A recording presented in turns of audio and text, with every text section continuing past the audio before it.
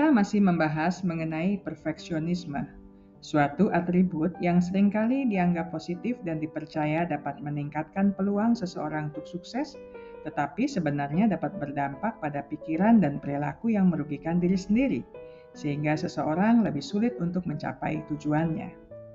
Saya membagi penjelasan tentang topik ini ke dalam 3 video. Di video pertama minggu lalu, saya sudah membahas mengenai pengertian, ciri-ciri, dan jenis-jenis perfeksionisme. Sedangkan di video kedua minggu ini, saya akan membahas mengenai penyebab dan dampak perfeksionisme. Dan di video ketiga minggu depan, saya akan membahas mengenai apa saja yang dapat dilakukan untuk menanggulangi atau mencegah perfeksionisme. Banyak faktor yang dapat menyebabkan berkembangnya perfeksionisme. Beberapa di antaranya adalah keterikatan awal yang tidak aman, alias insecure attachment. Orang yang memiliki keterikatan yang bermasalah dengan orang tua ketika mereka masih muda, mungkin mengalami kesulitan menenangkan diri saat dewasa. Mereka mungkin mengalami kesulitan menerima hasil yang baik sebagai hal yang baik jika tidak sempurna. Memiliki orang tua yang menunjukkan perilaku perfeksionis atau memiliki ekspektasi yang terlalu tinggi dan tidak realistis adalah penyebab berikutnya. Beberapa orang tua mungkin mendorong anak mereka untuk berhasil di setiap bidang atau memaksakan kesempurnaan dalam pencapaian tugas dan prestasi. Pengalaman masa kecil yang buruk adalah salah satu pemicu terjadinya perfeksionisme di masa hidup selanjutnya. Mereka yang memiliki trauma masa lalu biasanya mengalami harga diri rendah, rasa tidak berarti, serta kecenderungan untuk takut gagal dan ditolak orang lain. Ekspektasi masyarakat dan budaya juga dapat berperan dalam perfeksionisme.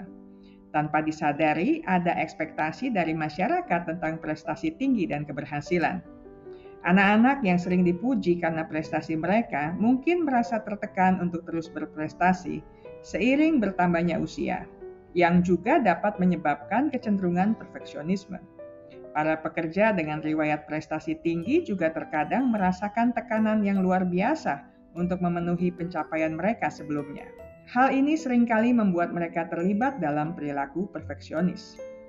Selain persaingan akademis dan profesional dewasa ini, kehadiran media sosial dan perbandingan sosial yang ditimbulkannya juga berpengaruh terhadap makin merebaknya perfeksionisme akhir-akhir ini. Pemikiran semua atau tidak sama sekali, all or nothing thinking. Orang yang perfeksionis seperti halnya orang yang berprestasi tinggi.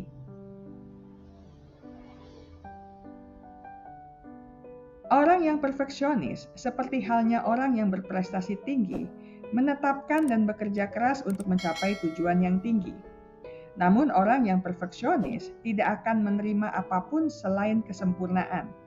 Hampir sempurna dianggap sebagai sebuah kegagalan.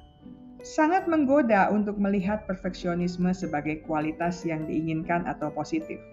Ini menunjukkan bahwa kita sangat memperhatikan detail dan melakukan segala sesuatunya dengan benar. Namun pada kenyataannya, perfeksionisme yang obsesif bisa lebih banyak merugikan daripada menguntungkan. Perfeksionisme yang tidak sehat dapat menyulitkan seseorang untuk mencapai tujuan. Kasus-kasus ringan pun dapat mengganggu kualitas hidup mereka, mempengaruhi hubungan pribadi, pendidikan, atau pekerjaan mereka.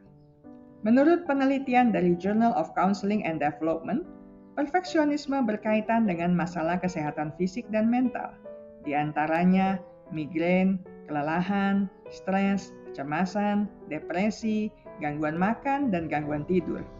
Usaha menjadi sempurna dapat menyebabkan upaya menyakiti diri sendiri, serta meningkatkan risiko ide dan percobaan bunuh diri. Perfeksionisme dapat berdampak serius pada harga diri Anda. Anda yang perfeksionis rentan terhadap rasa tidak aman dan tidak mampu. Perfeksionisme dapat berdampak serius pada harga diri Anda. Anda yang perfeksionis rentan terhadap rasa tidak aman dan tidak mampu. Anda biasanya takut akan penilaian, ketidaksetujuan, atau penolakan orang lain. Anda pun biasanya percaya bahwa orang lain menilai Anda berdasarkan pencapaian Anda atau apa yang Anda lakukan untuk orang lain. Namun karena Anda jarang merasa puas dengan pencapaian Anda karena standar tinggi yang tidak realistis, Anda percaya bahwa orang lain menganggap remeh Anda dan kemampuan Anda. Anda percaya bahwa hasil kerja Anda tidak berharga dan membanggakan kecuali jika itu sempurna. Anda berfokus pada hasil akhir daripada proses kerja. Alhasil, Anda akan mudah mengkritik diri, menyalahkan, bahkan melakukan sabotase atas diri Anda sendiri.